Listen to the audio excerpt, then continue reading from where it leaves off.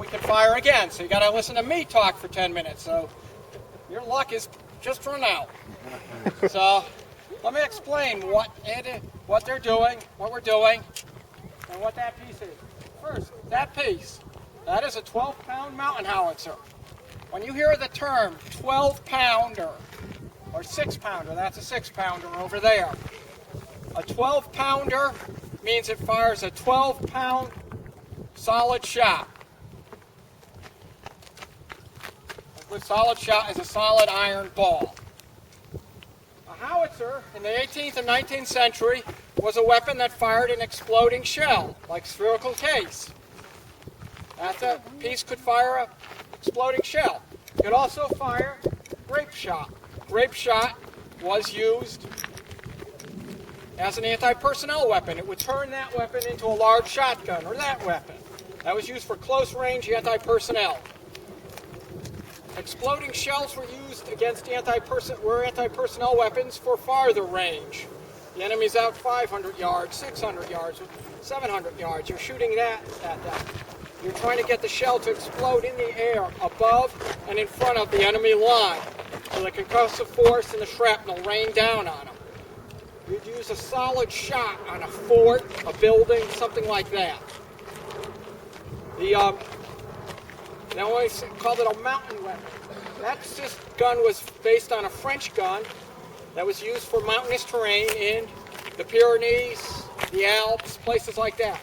We used a piece like this a lot of times on the plains against a lot of times the Indians.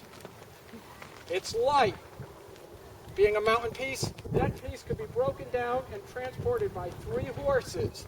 The barrel would go on 1 horse, the wheels on another horse, and the rest of the limber on the 3rd horse. So it's easy to move, light. Even I can pull that myself. Get 4 burly men, they can move that 220-pound tube up like they did in the Mexican War, up on tops of buildings, church steeples, things like that. That's the piece we're firing. Now, the crew that's manning that piece, we all have numbers. The cannoneers have numbers. Number 1, he's got the rammer staff. On one end is a sponge. He puts that in the water, he puts that down the barrel. It's to extinguish any burning embers that might be in the barrel. On the other end is the ram.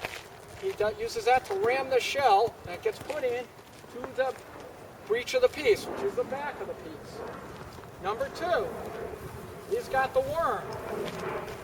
The worm's job is to clean out anything that might be left after a firing, and it's also to pull any round that doesn't go off, that they might have to pull out that they can't get out any other way.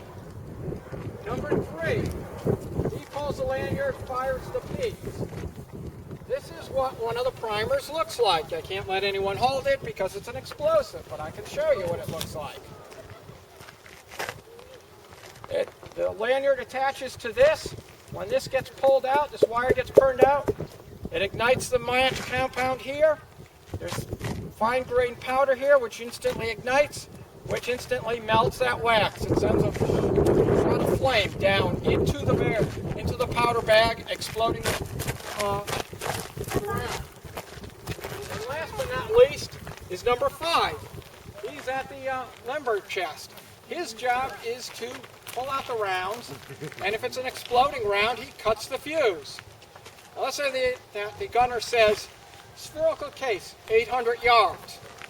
There's a chart on the limber chest, and he'd look up and say 800 yards, and let's say that was 4.5 seconds. He would cut at 4.5 seconds, so that at 4.5 seconds that round flying through the air would explode. As stated previously, you want it to explode in the air. I know in the movies they all have it exploding on the ground. That's because it makes the job really easy for the special effects people. But in the Civil War, you wanted the shells exploding in the air. I am the gunner. I do a number of things. I'm in charge of the place. I'm in charge of making sure it fires, making sure everybody's doing things safely. I also have what is called a thumb stall, which is this. It's a leather thing. It's got horsehair padding over here. It's called a thumb stall because on most pieces, the number 3 man was actually using his thumb like this.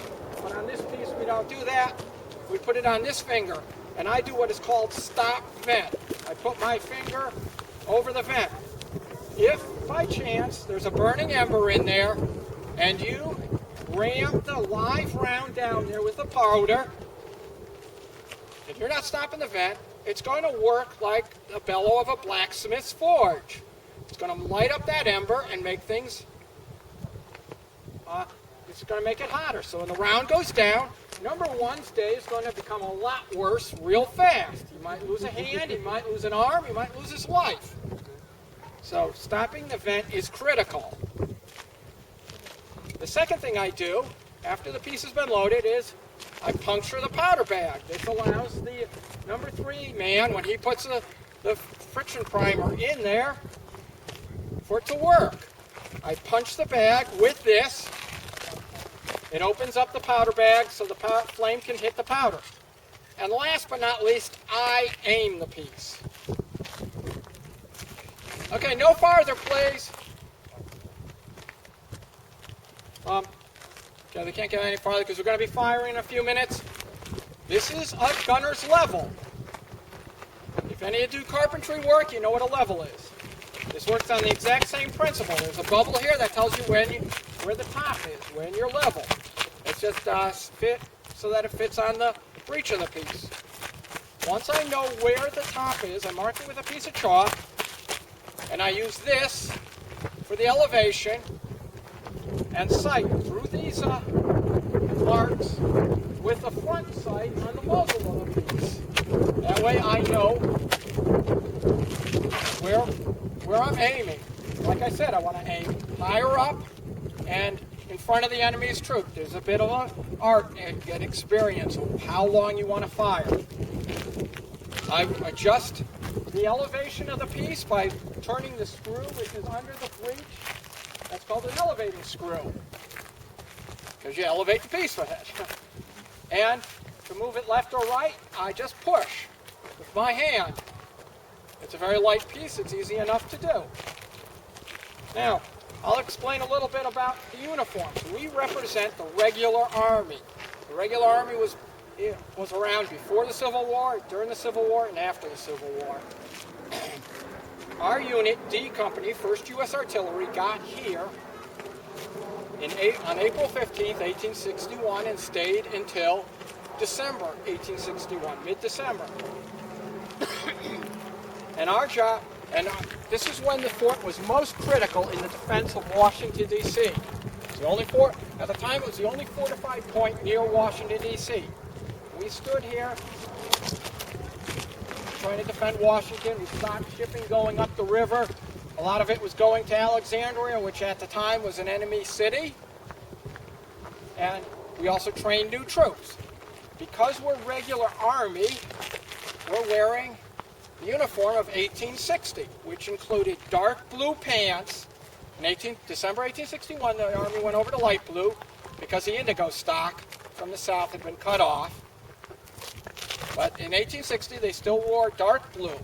We also wear the color of the arm of service, branch of service, which is red up here. They got rid of that in 1861, but in 1860 they still wore it, and we figure caps wear out a lot. They wear out, it takes longer to wear out than, let's say, pants or shoes. So we're wearing that. And red is, like I said, is the color of artillery. I am the first sergeant, and you can tell that because I wear the 3 stripes. They're in the branch of service color. 3 stripes and the diamond or the luzon. That means I'm the senior NCO in the company. You can also tell I'm a sergeant because I have got the thick red stripe down my pants. Yes. Time? And now you get to hear us fire again. Okay, like before, it's loud. So if it bothers children, let's go over here, man. okay. Okay, we're going to let this guy set up one more time and get out, and then we'll fire.